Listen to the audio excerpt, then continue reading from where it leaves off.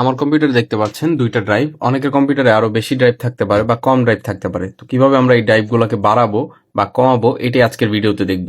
প্রথমে কিবোর্ড থেকে Windows plus x press করব, দেন এখান থেকে ডিস্ক ম্যানেজমেন্ট এই অপশনে ক্লিক করব। এরপর এই উইন্ডোটা চলে আসবে। এরপর এখানে আমরা যেই ড্রাইভ থেকে নতুন আরেকটা পার্টিশন করতে চাই সেই ড্রাইভের উপরে রাইট ক্লিক করব। রাইট ক্লিক করার পরে এখানে শ্রিঙ্ক ভলিউম এই অপশনে ক্লিক করব। এরপর এখানে আমাদের একটা ক্যালকুলেশন করা লাগবে, যেহেতু আমাদের এখানে 200 জিবি স্পেস রয়েছে।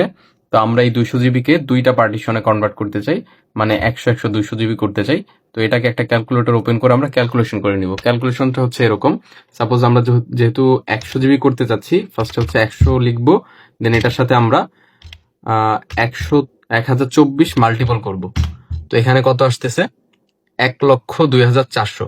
তো এই ভ্যালুতে হচ্ছে আমরা এইখানে 1,02,400 লিখে দিব, মানে এটাকে আমরা এমবিতে কনভার্ট করলাম, জিবি থেকে এমবিতে কনভার্ট করে নিলাম।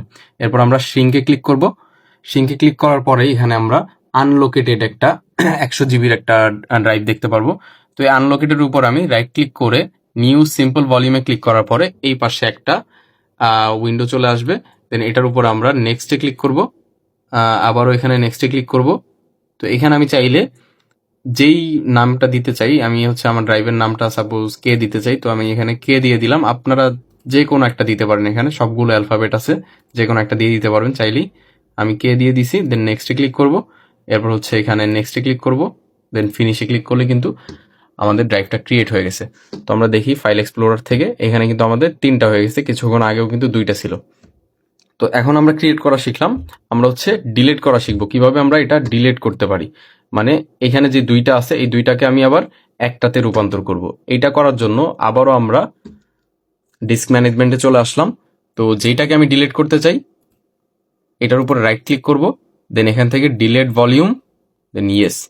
আচ্ছা, অবশ্যই আমরা খেয়াল রাখবো, আমরা যখন এখানে ফাইলসগুলো রাখবো, কোনো ডকুমেন্টস রাখবো, এই ডকুমেন্টসগুলোকে ব্যাকআপ নিয়ে এরপর হচ্ছে এখান থেকে ডিলিট করবো, কারণ এই ডাটাগুলো কিন্তু আমরা আর ফেরত পাবো না।